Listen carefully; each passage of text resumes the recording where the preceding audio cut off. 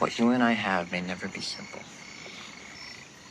That doesn't mean that we're not going to be scorching. Besides, who's to say that you can't have some of France right here in Cape Side, huh? Here we are along the River Seine. A tour of the Ile de la Cité, favorite spot of lovers and friends. And from here, we also have a view of the magnificent structure that we simplest in Cape Side like to call the swing set. I told you it was going to be simple.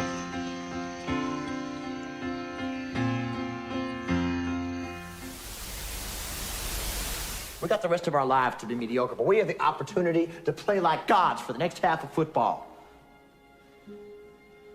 But we can't be afraid to lose. There's no room for fear in this game. And we go out there and we half-ass it because we're scared. All we're left with is an excuse. We're always going to wonder.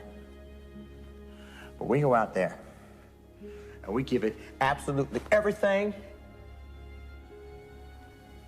That's heroic.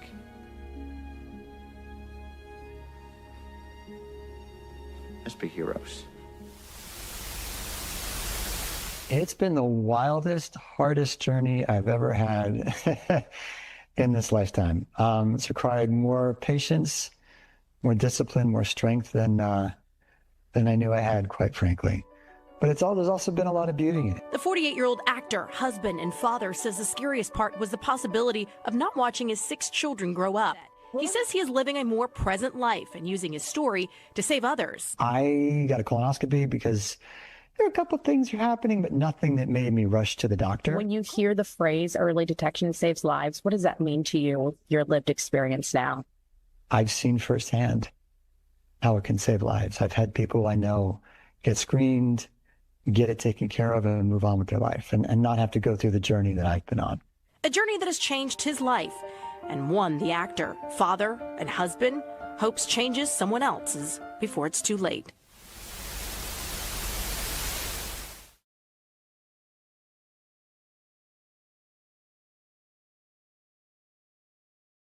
Somebody big just died. James Van Der Beek, the star of Dawson's Creek and Varsity Blues, is dead at 48 years old.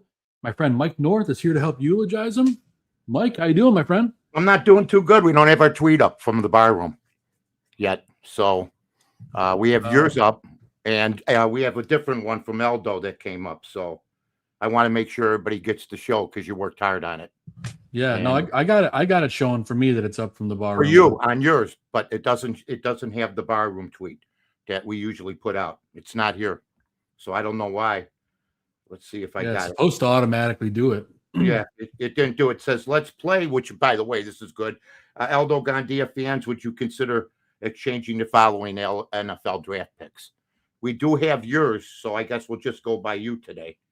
But, yeah, because mine's linked directly to Aldo's, but Aldo's isn't on his page, which is weird. It's something must be going on with the X. But nonetheless, The show is out on the bar room right now. That's good. Let me just switch it over so I can take care of my people on the front page here.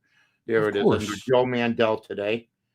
And we'll try to get that fixed next week, ladies and gentlemen, or in the next, who knows, maybe we can get it fixed within the next 5 minutes. Anyway, let's go to our sponsors first, okay? Because Joe did a tremendous job putting it on with his ad, Joe Mandel, which is becoming prevalent nowadays, no doubt about it. We just talked about this last week, as a matter of fact, that sometimes things go wrong with Twitter. So we'll get that fixed in just a few minutes, hopefully. Cumberland Chapels, one of the great institutions and a perfect sponsor, 8300 West Lawrence Avenue.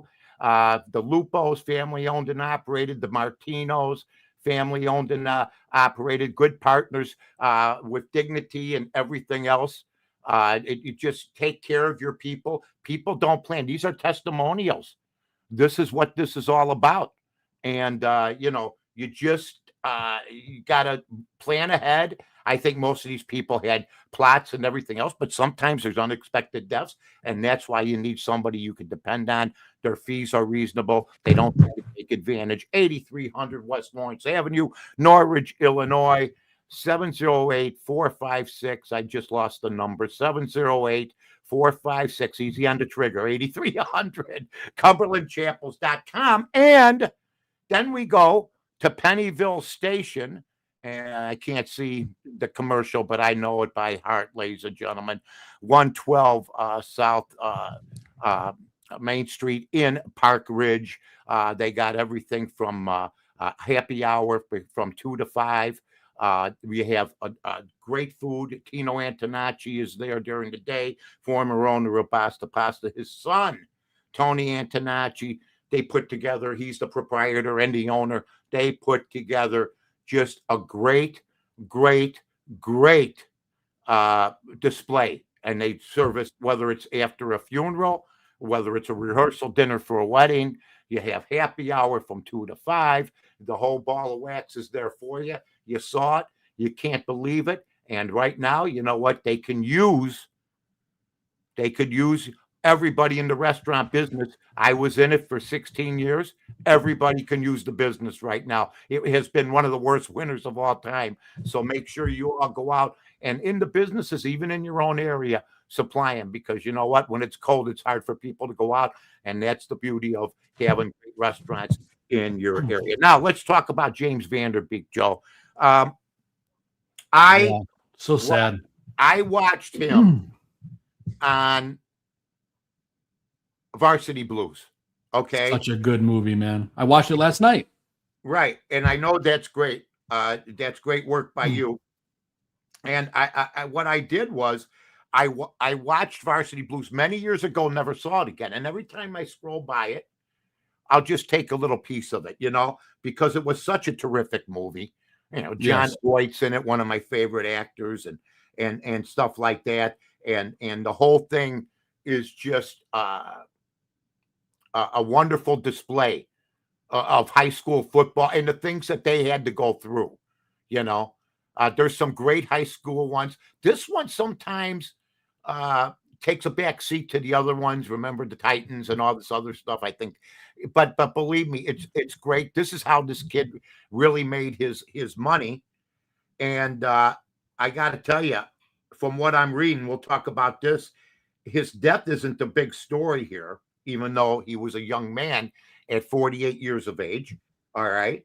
And by the way, I never watched Dawson's Creek. I don't watch a whole lot of that network stuff anymore. I watch sports. I watch a lot of movies. Me and my wife, we lived. Look, the best sitcoms ever were in the 60s and the 70s. Okay. And the early 80s. So I can watch MeTV if I want to watch sitcoms and see commercials maybe that are different or something from the back in the day. I'm a boomer. So if you're going to try to tell me that there was any of these shows now that are as good as the shows back that I watch, you're going to get a battle. Okay? Because if you're really good, I'll come to you no matter what channel you are. Like The Sopranos. I was just about to say. Yeah. I'll go where if The Sopranos were on NBC tomorrow, all right, and if they could afford it and if they weren't dumbasses and they said, we'll try a new Sopranos, I'd try it. Okay, even with the commercials, I'd tape them and then rush through the commercials, which is what people do now. But I also know when you are talked about, like this show was, and it was publicized very well, and he lived off his fame from Varsity Blues. There's no question about it, and that's why he made. Plus, he's a good-looking guy, good-looking kid, great father. 6 kids, so sad. Well, that's the thing, Joe. And before he was 48 years old, he had 6 kids. So very unusual for a 48-year-old. Well, not really. You got 6 kids. I come from back in the day when there was a family I knew that had 14. I knew another family that had 10. But for this day and age, when somebody says, yeah, we have 6 kids, people are more surprised. Back then, we weren't surprised. Okay. And that's part of the story. March 8th, 1977, February 11th, 2026. He was an American actor known for his portrayal of Dawson Leary on Dawson's Creek. And you could see he's sick there. Yeah. I could tell right off the bat, just looking at the pictures, when he started getting sick and when he wasn't healthy. And Joe did a great job, as usual, on the pictures demonstration, no doubt about it. He also played a fictionalized version on himself on the cult ABC sitcom Don't Trust the BITCH, the bitch in Apartment 23. Well, when it's a cult, that's one of two things. It was really good, but nobody watched it, okay? Or it was really bad, and there was but they had a following, okay? And that's just the way it is. And so I didn't see any of this stuff. But his rise to fame was rather quick because he was in high school. Dawson's Creek just blew up. Yeah. He was born in Cheshire, Connecticut. A kid of affluence, because we're going to talk about the money situation a little bit later. He died February 11th at age 48 in Austin, Texas, of colorectal cancer. He went to the Cheshire Academy. Okay. He went to Drew University. He was married twice, but had all the kids, from what I read, with his second wife, Kimberly Brook. He was married to Heather McComb before that. That just didn't work out. He got into television after Varsity. He was in theater, and he did a lot of wonderful things in theater. But then in early 1997, he auditioned for pilots and everything else. He was around this time also named one of People Magazine's 50 most beautiful people in the world. I was 53rd. Joe was 57th. That's right. We just missed out, but on podcast, in the podcast division, I think we're in top 30. That's right. Yeah. But he did movies like Texas Rangers, didn't see it. Scary Movie, didn't see it. Jay and Silent Bob Strikes Back, didn't see it. But he did good work, according from what I'm reading here. Then he did One Tree Hill, and other things that he did. He basically was known for two things. Well, who are we kidding here? Varsity Blues and Dawson Creek. I think we'd all agree on that. He died after being diagnosed. What a tough break. I mean, and yeah, look how sick he looks here, Mike. That's so sad. Yeah, he's on it. He knows it too. I mean, he's trying to keep a stiff upper lip. Look, I'm going to tell everybody this.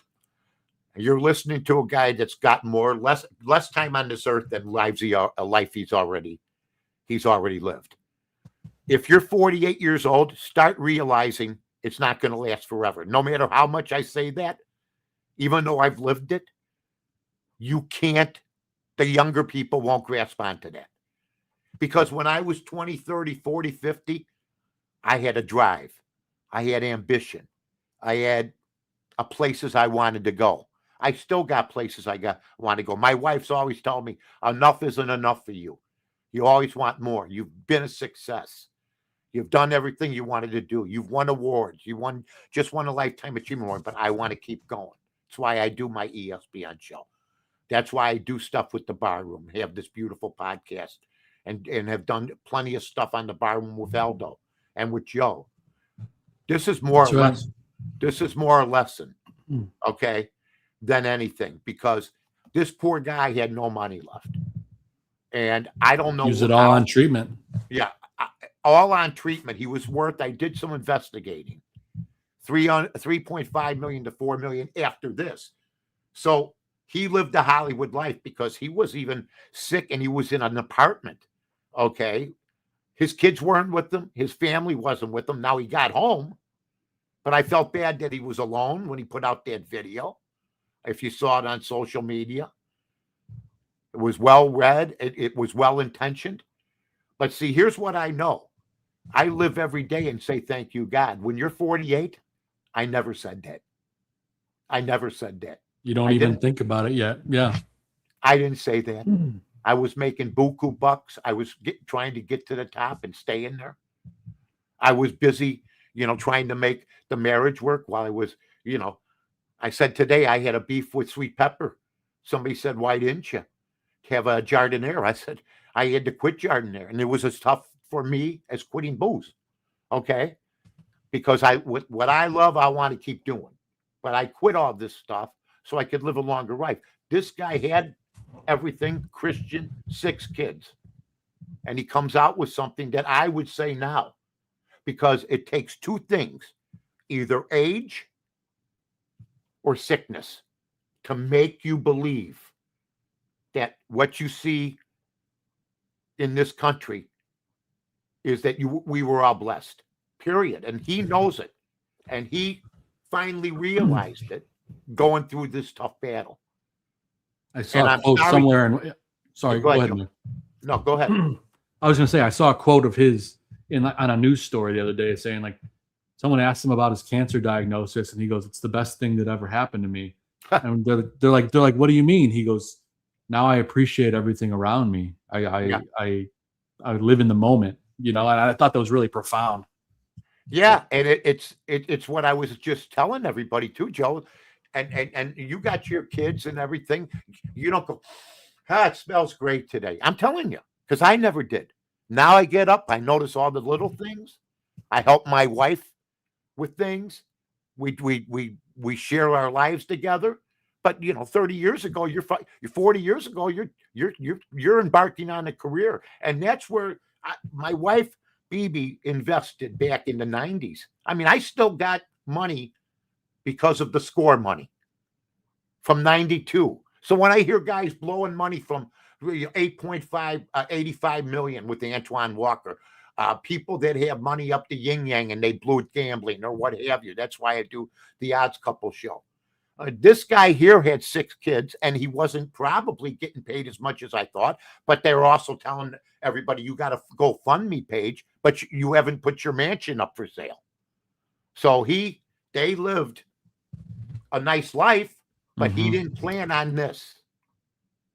He planned on a Ted Danson type of thing. I'm going to be the next Ted Danson. I'm going to be ready. I can't wait to do this till I'm 70, 75. I'm lucky because I'm here, and I just helped bury a friend last week that's 70. I'm 3 years older. I know it. And when you die young, you're not ready for it. I'm not ready for it. But when you die at that age and your family's hit like that and you don't have any money, okay, something happened along the way that you didn't do. My wife bought Starbucks when it went public in 92, 93. And we put away money in the 90s. I spent the other half, okay, on crazy stuff and fun stuff.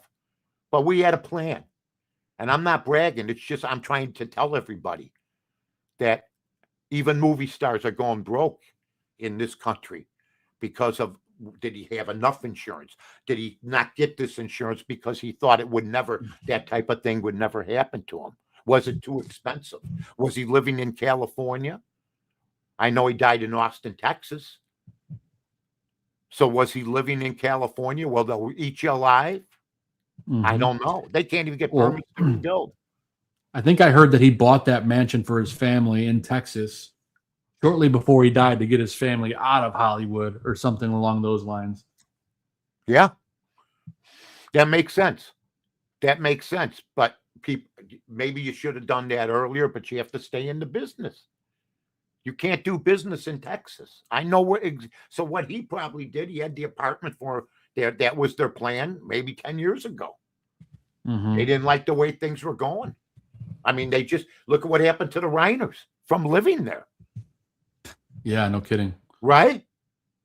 So he sees this. He's a Christian guy, but they weren't ready, apparently. And I don't want to get into the healthcare thing because I heard all the BS for the past 20 years. How it was going to make everybody better. I don't choose sides, but something's got to be fixed. That's all. But this poor guy had such a wonderful career. So good. And Varsity Blues, I watched it last night, It's Mike. the best. It's available on Peacock for those of you that have it. So go check it out. I watched it last night. It's better than I remember. Has maybe one of the all-time famous scenes ever for a woman in a movie. Do you know what I'm talking about, Mike? Well, I know about famous scenes of women. I really explore that type of thing, Joe, in my free time. But I got a feeling. Oh, Joe had the picture already. There you go. Yeah. The whipped cream bikini, Mike. Yeah. That only happens in the movies. Believe me when I tell you this. Yeah, no, I agree with you. Yeah. I mean, in my opinion, I'm not saying it only happens in the movies, but, I'm sure it happened to some people The old, have you ever used whipped cream? Of course, but that in that display there, that's wonderful. That's worth it. What, Joe? So I don't have to sit through the whole movie. Where's it at? About halfway through? Yeah, it's about the halfway Who's point. the actress? That's Allie Larder. Here you go. Just for homework purposes. There it is again. Mm-hmm. I don't know what happened to her after this. She was in a lot of stuff actually. Yeah, I don't know a lot of these people. I'm a boomer. I watch, but I do know what this Vanderbeek kid and the tough luck that he had because he was a talented kid.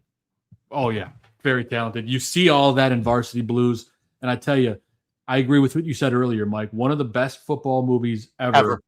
And not what doesn't is it? get enough credit. I hear this about Remember the Titans and the one that Billy Joe Thornton was in, and I'm saying, yeah. There's so many football movies over the years. I mean, Hoosiers is great for basketball, and I put this. This was a low budget film, most likely. Yeah, and it was Texas football, Texas high school football is what it's all about. Which is among the best, if you know it. I mean, they built 30,000 seat stadiums. They find listen. Are you listening, Chicago Bears? They have beautiful stadiums for high school in Texas. Yeah. Take a look at some of the stadiums they built.